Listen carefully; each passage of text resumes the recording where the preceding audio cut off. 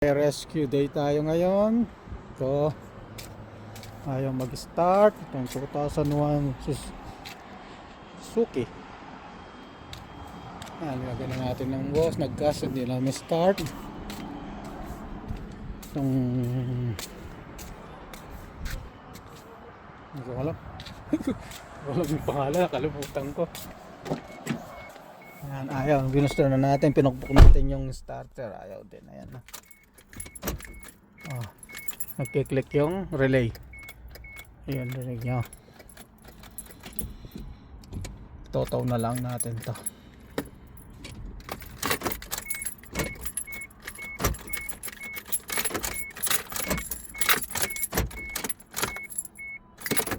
Wala, ayaw. Di ba pa ganun? Okay. Wala. Tayo pa napandar natin at nadala na natin dito. Hanap muna tayo ng parts bukas. Okay, maraming salamat sa panonood. God bless. Ang 2001 Suzuki Vitara XL7. Yan, walang belt. Naputol, ayun, no?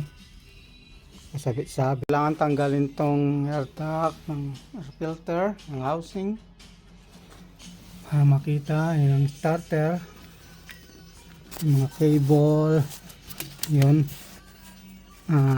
Tanggal ko na bolt. Dalawang bolt na lang doon sa likod.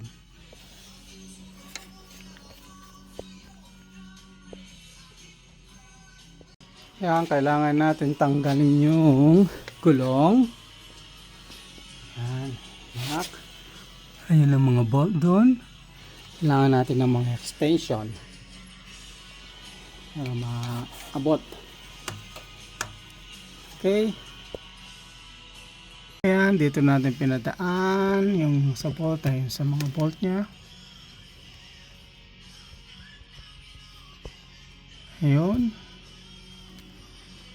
Dalawa.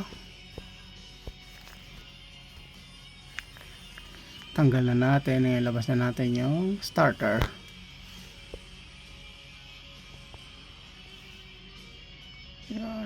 Yan, doon.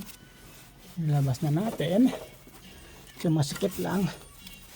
Muna pala ng paikot.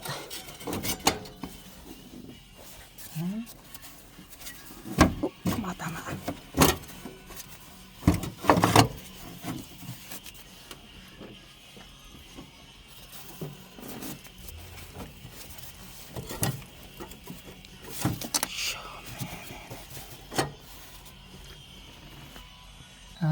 Mahirap lang tanggalin. Video na mag-isa. Parang puzzle. Yan.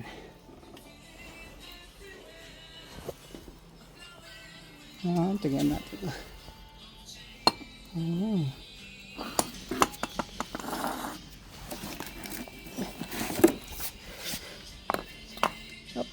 Okay. Parehas. Okay. Palitan na natin. Naibalik na natin yung bagong starter. Ayun. Igutin na natin. Ngayon, palitan muna natin yung belt. Natanggal ko na yung mga sumabit na lumang belt na yung naputol. Ayun. Ang durog-durog. Meron pa nakasabit banda dito. Ayan, so, power steering. Tanggalin muna natin lahat ng ito. Palitan na natin yung belt. Luwangan yung tensioner dun. Yan. Okay.